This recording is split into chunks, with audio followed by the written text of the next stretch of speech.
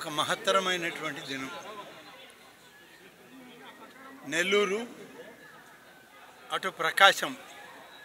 రెండు జిల్లాల మధ్య వరికుంటపాడు మండలంలో అంకాలమ్మ తల్లి ఆలయ ప్రారంభోత్సవానికి పార్లమెంటు సభ్యులైనటువంటి పెద్దలు ప్రభాకర్ రెడ్డి గారు, గౌరవ శాసన మండలి సభ్యులు శ్రీకాంత్ గారు, రవిచంద్ర గారు, స్థానిక శాసనసభ్యులు శ్రీ కాకర్ల సురేష్ గారు అందరితోటి కలిసి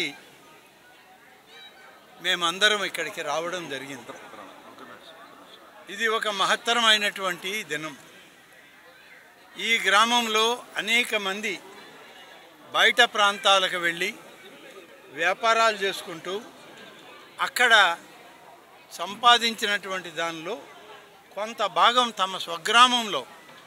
తమకు నీడనిచ్చి భవిష్యత్తునిచ్చినటువంటి అంకాలమ్మ తల్లి యొక్క ఆలయాన్ని పూర్వ వైభవానికి తీసుకురావాలని వారందరూ కలిసి సంకల్పించినటువంటి ఈ యొక్క సందర్భాన్ని మరి ఎవరం కూడా మర్చిపోలేము. వారందరికి కూడా ఆ తల్లి యొక్క దీవెనలు, ఆశీస్సులు వారి కుటుంబాలకి అమ్మవారి దీవెనలు ఉండాలని చెప్పి మనస్ఫూర్తిగా కోరుకుంటూ ఈ ఆలయ ప్రారంభోత్సవానికి వచ్చినటువంటి సందర్భంలో ఇక్కడ కొన్ని కార్యక్రమాలు కావాలని, ఇది ప్రస్తుతం నెల్లూరు జిల్లాలోని ఉదయగిరి నియోజకవర్గంలో ఉంది కాబట్టి మా సురేష్ శాసనసభ్యుడిగా ఆయన ప్రతిపాదనలు ఏమున్నా సరే అటు ప్రభుత్వం నుంచి ఇటు జిల్లా అధికార యంత్రాంగం నుంచి నిధులు సమకూర్చి వాళ్ళకు తోడుగా మేము కూడా సహకరించడానికి ఇవాళ మాట్లాడుకోవడం జరిగింది. సురేష్ గారు వారు ఇచ్చేటువంటి మహజర్ ఏదైతే ఉందో, ఏవి కావాలని కోరుతారో, ఈ ఆలయ నిర్మాణ దాతలు కూడా ఏమి కావాలని కోరుతారో దానికి తగ్గట్టుగా మేము అన్ని ఏర్పాట్లు చేస్తామని చెప్పి రాబోయేటువంటి కొద్ది కాలంలోనే ఈ యొక్క మంజూరులు ప్రభుత్వం నుంచి జిల్లా అధికారుల దగ్గర నుంచి ఇప్పించడం జరుగుతుందని చెప్పి ఈ సందర్భంగా తెలియజేస్తూ,